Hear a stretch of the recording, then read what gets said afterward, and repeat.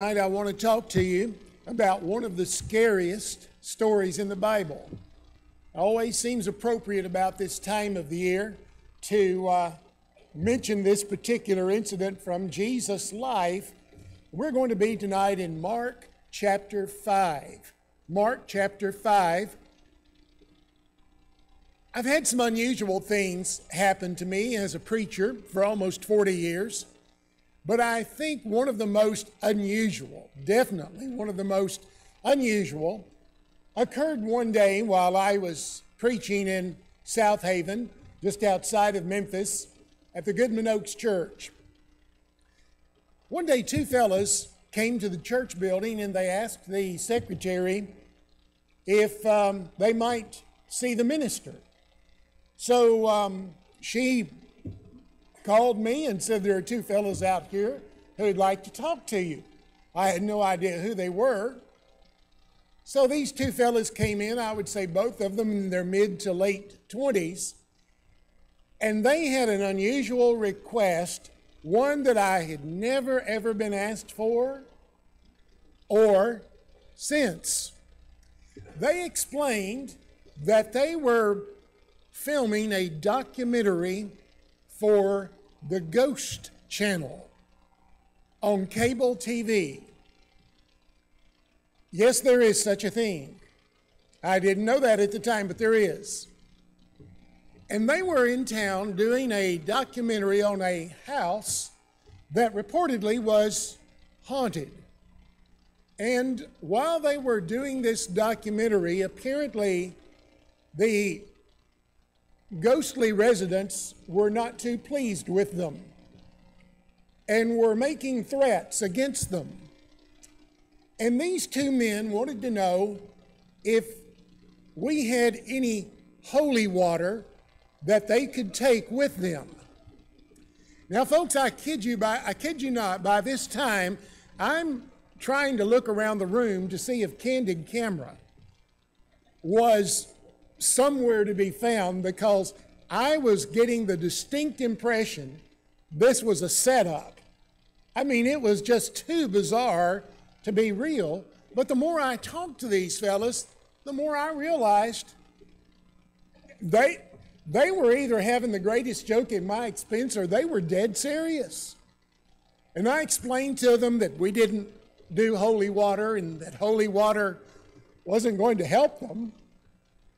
And one of them took a bottle of water out of his pocket and said, well, would you just mind blessing it? I said, well, fellas, here's the best I can do for you. I can lead us in a word of prayer, and I'll just pray that God will bless you guys with safety in your travels. And I did. They seemed happy with it, and they left. And I don't know if they ever showed up on the Ghost Channel or not. But I will have to say that was one of the most bizarre visits I've ever had throughout the years of preaching. Well, in Mark chapter 5, we do find a scary incident in the life of Jesus. Mark chapter 5, being in the first half of the Gospel of Mark, Mark asks the question in his Gospel, who is Jesus?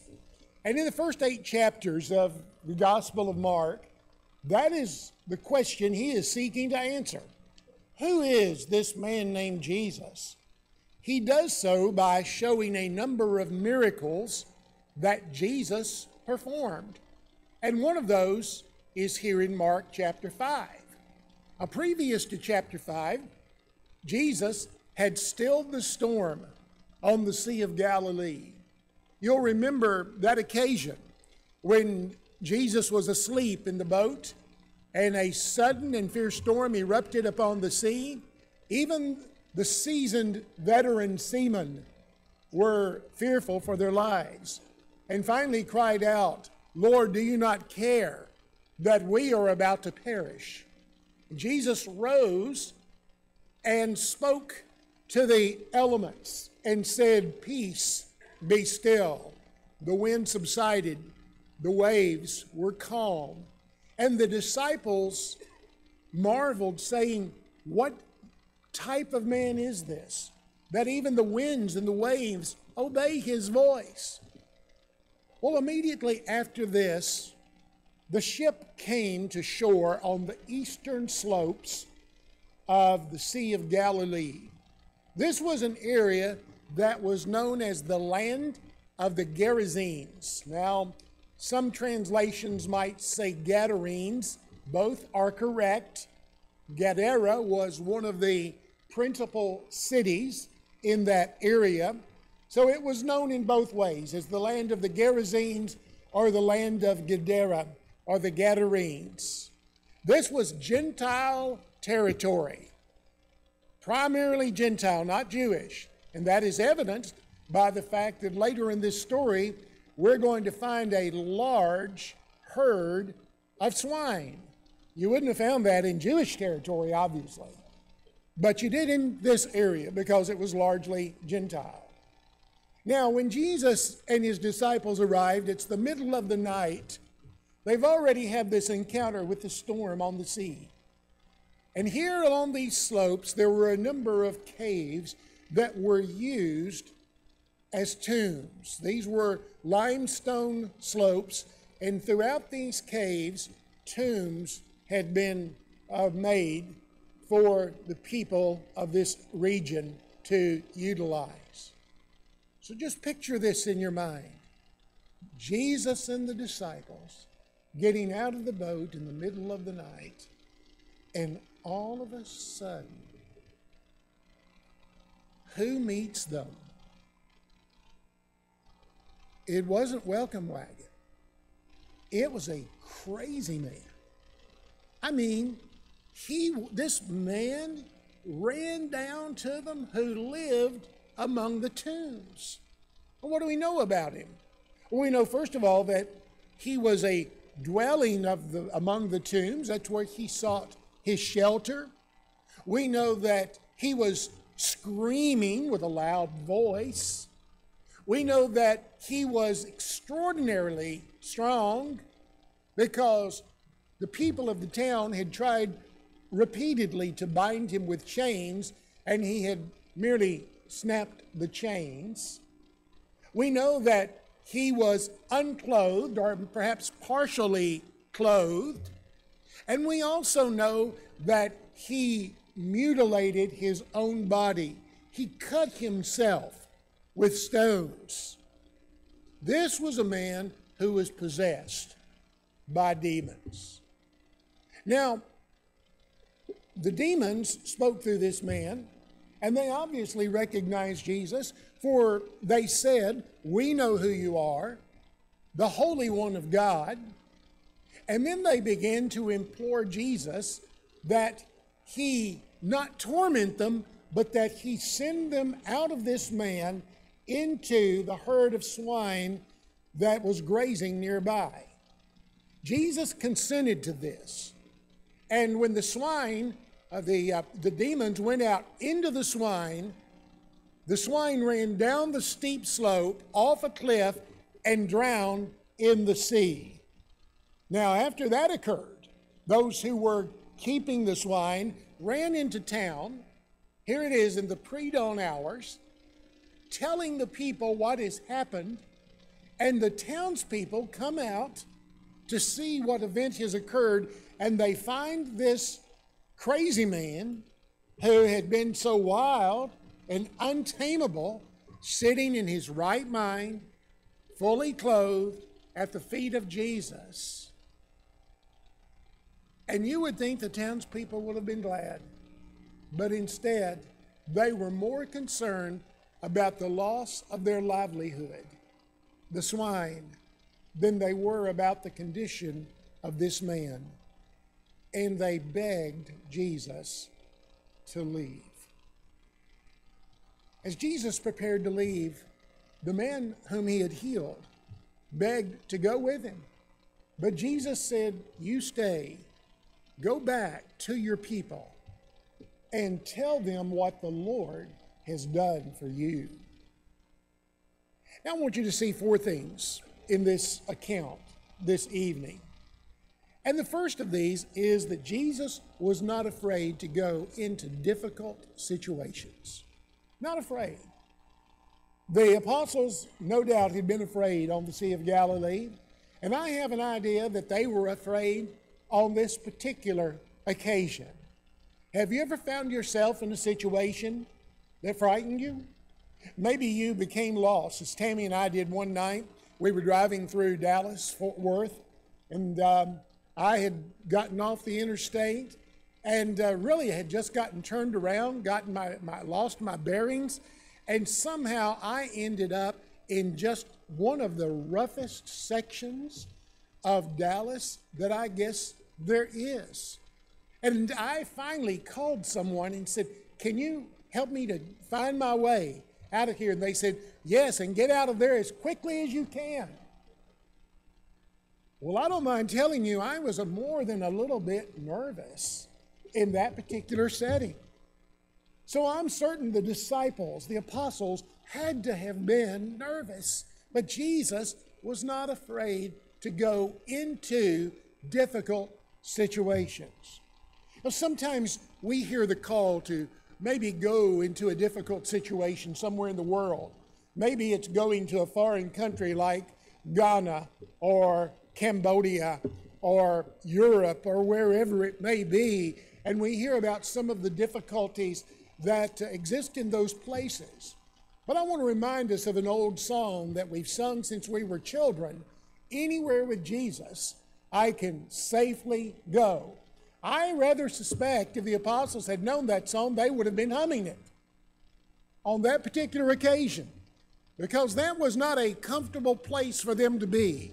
But Jesus was not afraid to go into a difficult situation, a Gentile graveyard on a previously stormy night. Number two, Jesus was not afraid to deal with difficult people. Here comes this man. We don't know his name. Later, he would say, when Jesus asked the demons, "What is your name?" they said, "Legion, for we are many." But we don't know this man's name. We don't know the name he had been given by a mother who had cradled him years earlier in his life and had given him a name that was so precious to her. We don't know that. But here this man was known by his identity. He was known by his erratic behavior. He was known by the screams. He was known by the supernatural strength. He was known by the self-mutilation. He was known by his habitation, living among the tombs. Now, how do you react when you are faced with difficult people? The easiest thing for us to do when we are faced with difficult people is what? Turn aside. We just turn our heads, or maybe we walk on the other side of the road, a little bit like the priest and the Levite in Luke 10 when they saw the man who had fallen among the thieves. We just sort of walked by on the other side. But Jesus wasn't afraid to deal with difficult people, whether it was this man who was possessed by demons. If you go back to Mark chapter 1, beginning in verse 14, you'll find that in Capernaum, Jesus had been casting out demons and healing those who were sick. And all throughout the Gospels, and by the way, this particular miracle is found in all three synoptic Gospels, Matthew, Mark, and Luke. But Jesus wasn't afraid to deal with difficult people. And I think there's a lesson for us in that. We should not shy away from helping someone because they are different, because they are troubled, because they are in need. Obviously, there are some situations that we may not be able to address ourselves, but we should not shy away from helping people who are in a difficult status of life. Number 3, Jesus was not afraid to make difficult choices. He encountered these demons. We don't know a great deal about demon possession. What we do know is that it was real. As I said, Jesus had dealt with it earlier in his ministry, and he would deal with it later in his ministry as well, as he would cast out demons. There are some who would make the mistake of just discounting that and saying, well, it wasn't really that at all. It must have been some form of mental illness. That I don't buy that for a moment. That wouldn't account for this man's supernatural strength. There are others who want to say that there's a demon lurking behind every tree. But there's no doubt that Jesus was dealing with a supernatural force at this juncture in history, in his ministry. Jesus didn't hesitate to make some difficult choices. Notice the demons knew who he was. James says over in James 2 verse 19, you believe there's one God, you do well. Even the demons believe and tremble. Well, the demons knew who Jesus was. What have you to do with us, O Son of God? We know who you are. You may remember in Acts chapter 16, when a slave girl possessed by a demonic spirit followed Paul and Silas around the streets of Philippi, saying, these men are servants of the Most High God. Well, sometimes we want to shy away from difficult situations. It may be a situation requiring a difficult choice that we make. It may be making a situation that's going to require us to sacrifice something. It could be any number of things. Just remember, Jesus never shied away from making difficult choices. God has assured us that he'll be with us. I think one of my favorite Old Testament passages is from Joshua chapter 1 verse 9. After Moses had died, Joshua became the leader of the people of Israel. It must have seemed a daunting task. After all, Moses had been the leader of the people for all of these years. You remember Moses spent the first 40 years of his life in Egypt, the second 40 in the wilderness, the next 40 leading the people of Israel. And now Joshua has assumed the mantle of leadership. You could ask any one of the elders in the congregation here, those who are currently serving or those who have served as elders in the past. When you become an elder, you feel that weight of responsibility on your shoulders. Joshua felt that. But listen to what God said. God said, do not be discouraged, neither be dismayed, for I, the Lord your God, am with you wherever you go. Difficult situations? Yes. But guess what? God has already been there. And he's promised you that he'll be there. Well, number 4, the last one. Jesus was not afraid to accept difficult consequences. After he had cast those demons out into the swine, and the swine had been drowned in the sea, Jesus realized, I think Jesus certainly knew from the beginning, this was not going to be a popular decision, because the townspeople relied upon that herd of swine for their livelihood. And when you make a decision that affects people financially, you are making one of the most personal decisions that you can possibly make. And so when the townspeople came out, rather than rejoicing over seeing this man who was now in his right mind, they really didn't care for the man. That wasn't what they were about. They were upset because their means of making a living had been taken from them. And so now they plead with Jesus, would you please leave? Jesus knew what those consequences were going to be. But that did not deter him from making the decision. There may be times in your life when you make some choices that you know are not going to be popular choices. There may be things that you do with your children that your children may not particularly care for. I often remember I was not the most popular dad with my kids many times. But be willing to face difficult consequences. As a closing thought to this particular story, notice the man's response. When he wanted to go with Jesus, Jesus told him, you go back. You go back and you tell the townspeople, you tell the people in your home what the Lord has done for you. In many respects, this man became the first evangelist, the first missionary to a Gentile region, because he went home and he began telling about Jesus. He had not received any theological training. He didn't have any of the educational plaudits that we sometimes hear about today. All this man did was go home and say, this is the shape I was in. I was lost, but now I have been made well.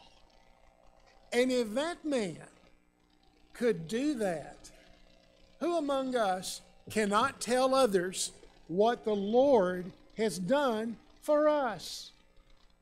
How much He has changed our lives, how He has helped our families during difficult times, how He has given us hope in the midst of dire circumstances, how He has brought joy into our lives when we face difficult days. Tell them what the Lord has done for you. I don't know what scary circumstance you might be facing in your life this evening, but I do know this. I know that God holds it in His hand. And I know He has promised us to be not discouraged, neither be dismayed, for He is with us wherever we may go. This evening, if you have a need in your life that we can help you, I know there are a lot of activities waiting for us in just a few moments, but we would be more than willing to take some time this evening. If you have a prayer request, we can entertain. If you have a spiritual need that we can meet, come right now while we stand and sing.